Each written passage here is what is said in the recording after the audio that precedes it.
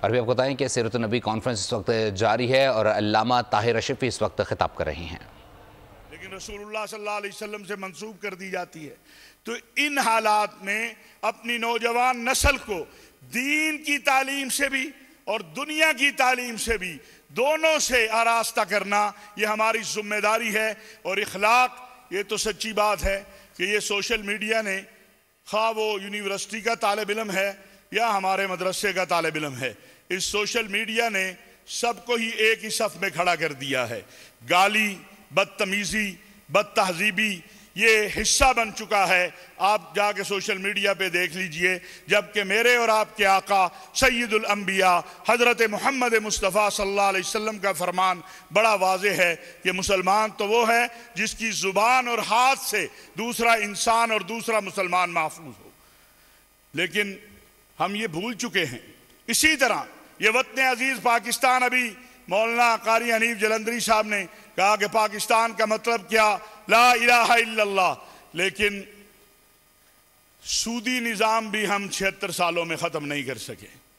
نظام عدل، ہمارے وزیر قانون کل کہہ رہے تھے، بالکل درست کہہ رہے تھے کہ نظام عدل کا حال یہ ہے کہ 20 سال گزر جاتے ہیں، پھر تاریخ نکلتی ہے، پتہ چلتا ہے جس کے لیے سزا ہوئی تھی وہ فوت ہو گیا ہے یا اپنی قید کاٹ کے واپس چلا گیا ہے، اور عدالت کہتی ہے باعزت بری کیا جاتا ہے۔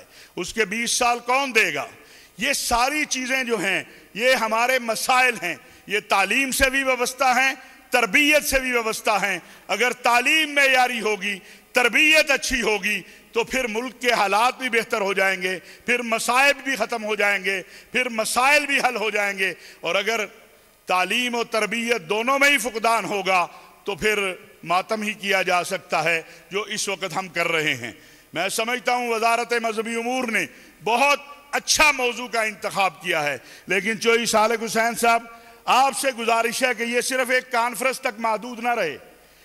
آج آپ کو کل پرسوں ایک ہفتے بعد ایک کمیٹی بنائیے، وزارت مذہبی امور بنائے، جس میں ہمارے اقلیتوں کے، غیر مسلموں کے نمائندے بھی شامل ہوں۔ الحمدللہ مجھے یہ اعزاز حاصل ہے کہ بطور چیئرمین متحدہ علماء بورڈ پنجاب نصابی کتب 450 ہم نے جو ہیں ان کو دیکھا، ان کی اصلاح کی، آج پنجاب کے اندر وہ پڑھائی جا رہی ہیں۔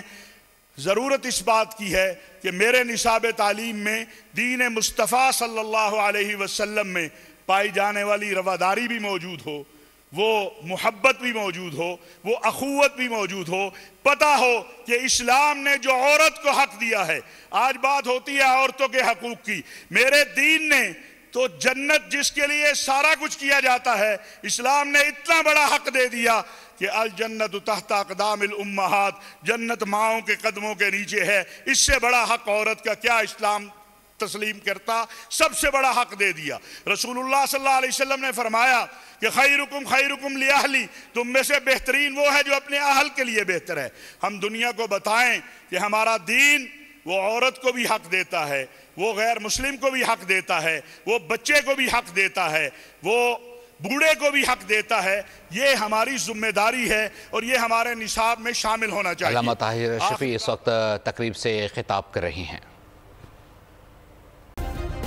سبسکرائب کریں اور بیل دبائیں تاکہ کوئی خبر رہ نہ جائے۔